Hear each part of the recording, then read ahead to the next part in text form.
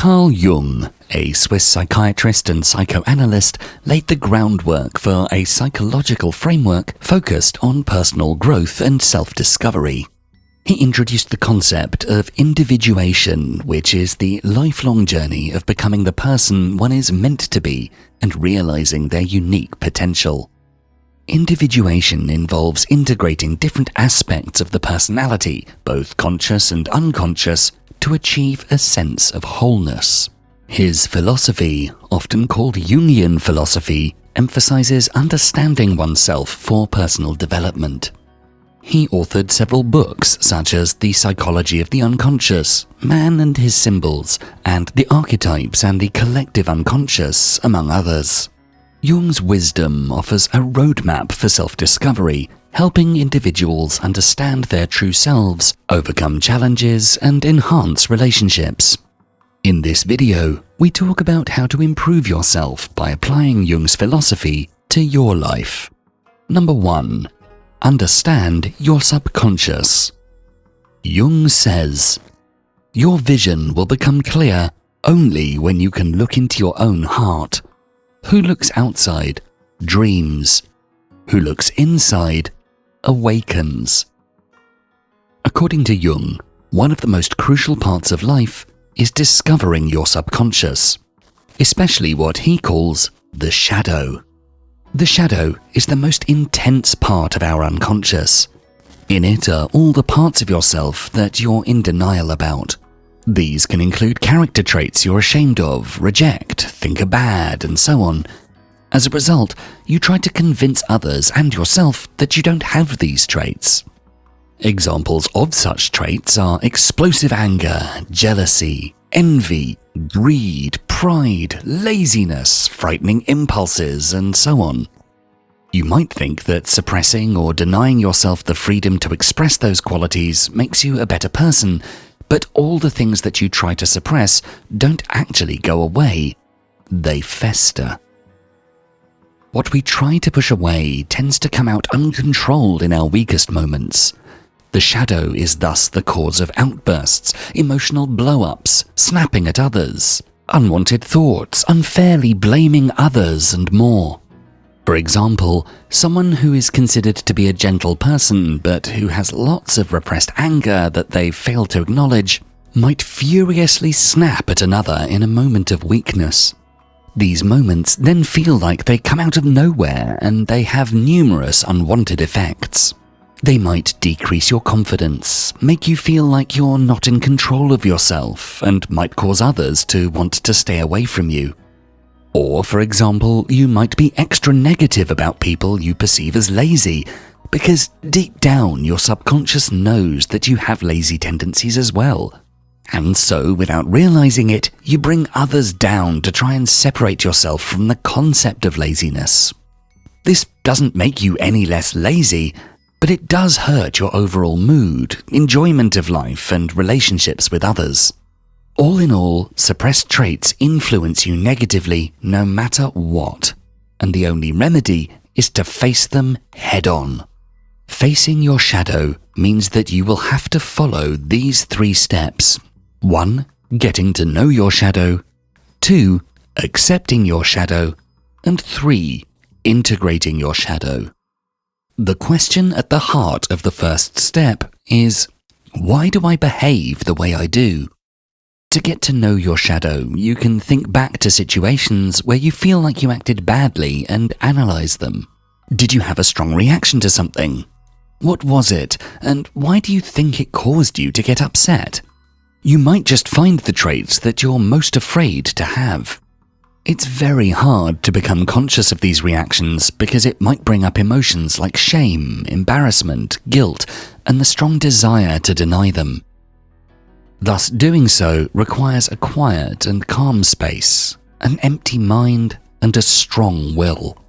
Meditation, for example, is a very good way to do so. Journaling about your feelings and experiences is as well, or drawing to ease your mind. Then, when you've figured out what your shadow seems to contain, you have to accept the traits you found as yours. You cannot look at them with an air of distance. You have to realize that these traits are a part of you. Questions that might help you doing so are: when do I usually behave according to this trait? Why am I ashamed of this trait? Where does this trait come from? And most of all, realize that you're suppressing again if you don't accept this trait as truly yours. Finally, the last step is to integrate your shadow into your daily life. Of course, this doesn't mean that you should suddenly give in to all your selfish, angry, or lazy desires. But instead, when you feel the urge to react in a negative way coming up, you can analyze this urge and see if there's anything useful to get out of it. Maybe exploding in anger isn't helpful during a fight with your partner, but pretending not to be angry ignores the problem. Instead, acknowledge and accept your anger. Ask yourself why you're angry, and then use this knowledge to explain yourself better. Or when you have the urge to be lazy and procrastinate from doing work, ask yourself why you feel so lazy. Does your work satisfy you or not? Have you been sleeping well lately? Is there anything holding you back from doing this work? If not, it might be advisable to push through. But if so, maybe you've now found something that you otherwise would have ignored completely. Your shadow isn't here to sabotage, but rather to teach you, if you let it. Acknowledging your shadow makes you happier and enables you to take actions that are more authentic and effective. This is why Jung claimed that working on your subconscious, especially the shadow, is one of the most vital steps of self-improvement. Number 2. Work on your individuation process. According to Jung, individuation means becoming a single, homogeneous being, and insofar as individuality embraces our innermost, last, and incomparable uniqueness, it also implies becoming one's own self. We could therefore translate individuation as self-realization. One of the most important teachings of Carl Jung was his work on what he called the individuation process, the process in which a person separates themselves from a group and becomes a unique individual. When being around other people, one usually tends to put on an act. This can be completely unintentional, but it happens anyway. You laugh at jokes you don't find funny. You pretend to be enthusiastic about something. You act more important or more confident than you actually are. You lie that you're doing well when you're not, etc. Being out in the world can often feel like an acting performance. We present ourselves to other people in a way that makes sure they'll see us in a way that we want them to. Carl Jung called this the persona. The persona can roughly be described as a mask, like an actor would wear on stage. This persona is the way you present yourself in social situations and the impression you try to make on the rest of the world. According to Jung, we develop our persona early on in our childhood when we learn about social rules and manners and form connections with other people. Our persona often doesn't consist of just one mask, but rather multiple masks depending on the situation you find yourself in. You might act differently among friends than at work, but both could be parts of your persona. When you overly identify with your persona, you disappoint yourself constantly because it's just not who you authentically are. It's damaging to your confidence and self-image, and it increases the hold your shadow has over you. Thus, it's incredibly important not to fixate on an idealized version of yourself and instead work hard to see yourself for who you really are. The way to individuation, according to Jung, is by integrating your conscious and subconscious, doing the shadow work as we discussed earlier, and finding out what is part of the persona and what is truly you. This doesn't mean that you have to get rid of your persona. A persona can be very helpful in your social image. For example, a persona helps you stay professional at work even when in actuality you're fed up with something. It helps you prevent escalation of conflicts, pass job interviews, and generally greases the wheels of social interactions. But it's important to personally know the difference between your persona and the rest of you, and also to exercise full control over your persona instead of having it control you. If you find through reflection that you do have some angry tendencies that you try to suppress, then you don't have to start acting angrily all the time or express your anger every time it bubbles up. Instead, you can ask yourself in each situation, would my anger help me right now? For example, when you're at work and your strict boss does something wrong, anger probably wouldn't help. Instead, channeling your anger into taking a more constructive form of action, such as having a calm conversation with your boss, would be more useful. However, if you have a friend who keeps cancelling plans at your inconvenience, maybe expressing your anger will help them realise that you truly are bothered by it and that they can't walk all over you. In both cases, you use your anger in a way that benefits you, either by expressing it or having it motivate you to do something more helpful at that moment. If you get to know your urges and your persona separately and try to integrate them whenever possible, you will start to take actions unique and beneficial to you. You will both be more yourself and put yourself first more often. The outcome of this individuation process is to find your true self. The self stands for who you are, past, present, and potential future. It's full of opposites peacefully coexisting, such as the unconscious and the persona. The self is ever evolving, and thus the individuation process is never truly over. You have to keep working on and exploring yourself.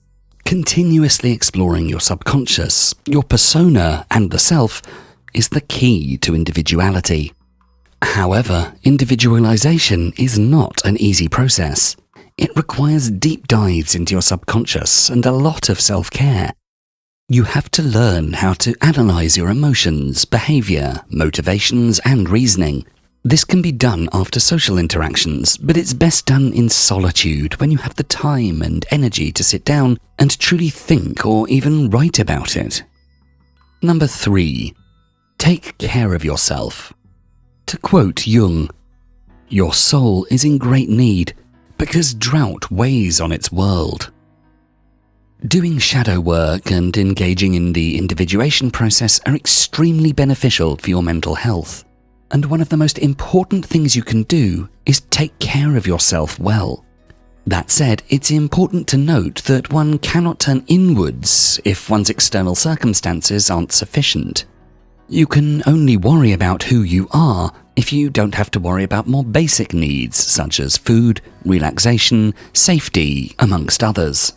In other words, you have to find a stable basis for your life before you can even begin doing any other work on yourself. You have to have a goal. Whether it's educational in the form of a job or family-orientated, you have to have a home, people around you that care about you and can help you. In other words, you have to take good care of yourself. This means eating healthy, sleeping enough, exercising, and taking time to de-stress every day. Jung had many tips for how to improve your external life.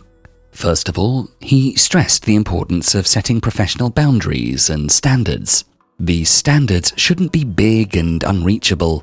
You might not end up with that job or in a situation you'd wanted, but you can always try to see the light in your work. Having your dream job isn't a necessary requirement for taking pride in your work. Instead, to find that feeling with the work you do have, ask yourself the following questions. Are you trying your best?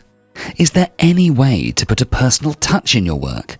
What parts of the job do you see reflected in your work? Of course, you're not limited to these questions, but they're a good start. The point is that these standards should concern you just as much as if it were a task you'd rather be doing. Another good lesson to put into practice in your external life is finding balance.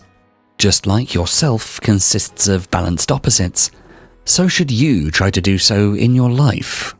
For every hour you work, make sure you get enough rest. For every moment spent socializing, make sure that you also spend time alone. Eat food that makes you feel good as well as that that's healthy. Don't sleep too much, but definitely don't sleep too little. While financial security is a basic need, wealth is not. and trying to chase after it will likely become destructive in the long run. Something that can help you find balance in a busy and demanding world is to start building a routine, follow schedules, or to at least set daily or weekly goals for yourself. This will give you an idea of what you need to do in the day or week ahead and will allow you a better overview of when you have time for certain things and when you should spend time and energy on other things. Having an overview in the form of schedules or goals will help you find balance in your life. They can help you plan to reach your basic needs without going too far. Lastly, Jung preached the practice of admiration. One of the most essential skills to learn in your life is the skill of appreciation.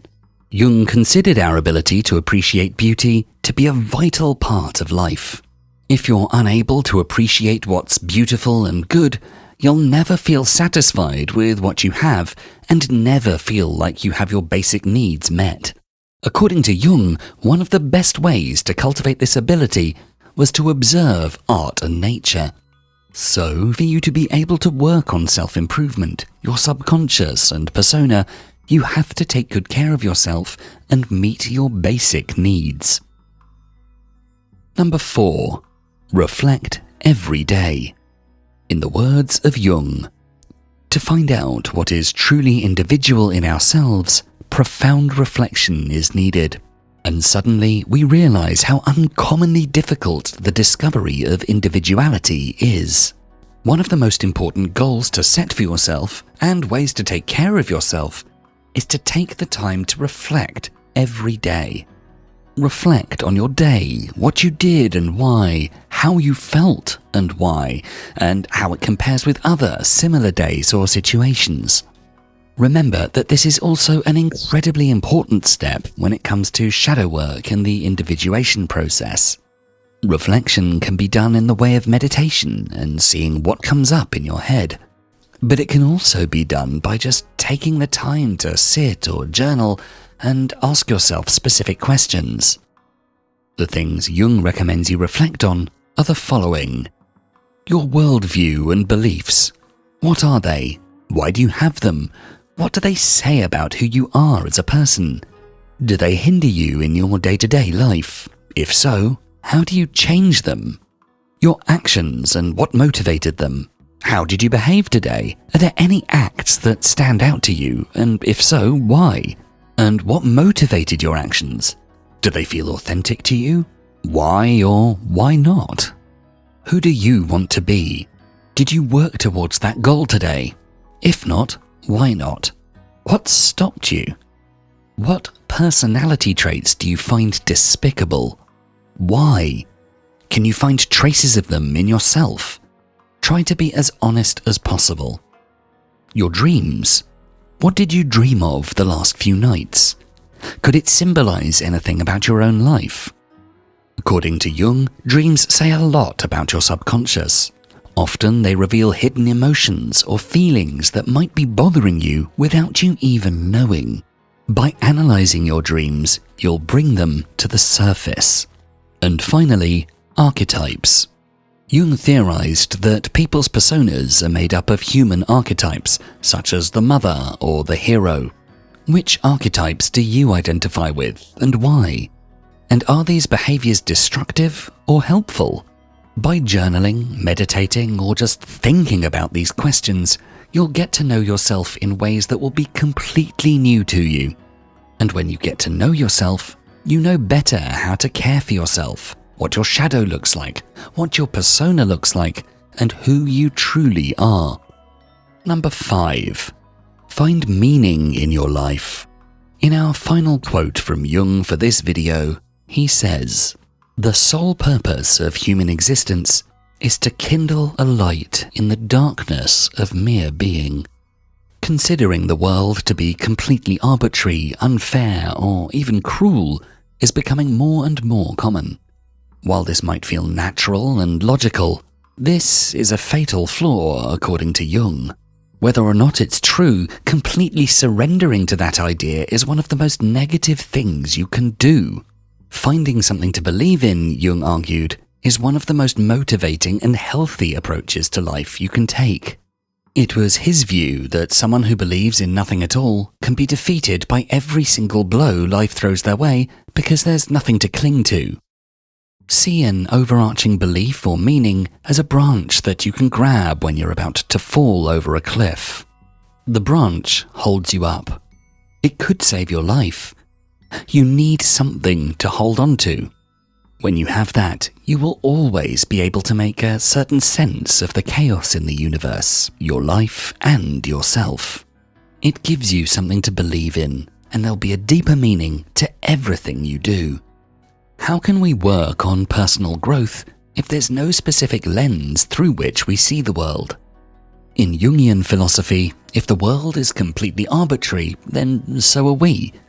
If the world is cruel, then there's no point in trying anything at all. But this is not true. We have complete power over ourselves, whatever our circumstances are. So, Jung says, it's absolutely necessary to find something through which to see the world. This doesn't have to be religion, although religion is a perfect example of such a viewpoint.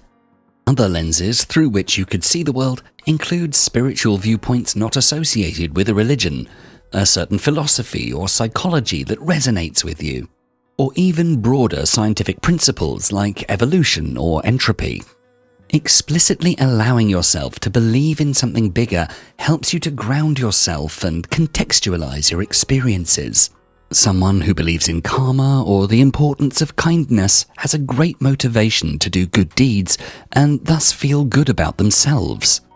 Someone who believes that hard work will be rewarded has great motivation to work hard and try their best every single day. Someone who believes that all people are just looking for love and to be loved has a good way of understanding other people's behavior and how to achieve things when it comes to other people. Each belief motivates and helps you further in life. Ultimately, this means that whenever something bad happens to you or things don't work out the way you expected them or needed them to, there is a viewpoint that can bring you comfort, either by explaining how things ended up this way or by outlining a possible new plan of action for you. If you enjoyed this video, please make sure to check out our full Philosophies for Life playlist, and for more videos to help you find success and happiness using beautiful philosophical wisdom, don't forget to subscribe. Thanks so much for watching.